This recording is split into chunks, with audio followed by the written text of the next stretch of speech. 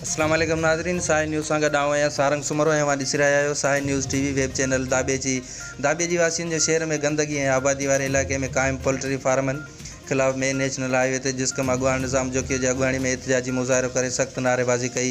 उन मौक़े ते अॻवान निज़ाम जोखियो अल्ताफ़ जुमन जोखियो सलीम ऐं ॿियनि साफ़ियुनि सां ॻाल्हाईंदे चयो त दाबे जी शहर जा सभु इलाइक़ा मक़ामी इंतिज़ामिया जे नाअहली करे गंदगीअ जे वर चढ़ी विया आहिनि। जॻह जॻह गटर उथलण सबबु गंदो पाणी घरनि में काए पियो आहे। गंदगी सबबु मच्छरनि जो पिणु अज़ाब वधी वियो आहे। मुख़्तलिफ़ बीमारियुनि पिणु मुंहुं कढियो आहे। ॿिए पासे कुकड़नि जा फार्म विच आबादीअ में क़ाइमु कया विया आहिनि, जंहिंजी बदबू वेतर अवाम खे बिटे इज़ाब में मुब्तला करे छॾियो आहे। हिननि DC ठटो खां घुर कंदे चयो त आबादीअ में क़ाइमु पोल्ट्री फार्मनि खे ॿाहिरि मुंतक़िल करे अवाम खे अज़ाब खां बचायो वञे। रिपोर्टर मोहम्मद आदम बलोच, साहिल न्यूज़ नेटवर्क, दाबे जी।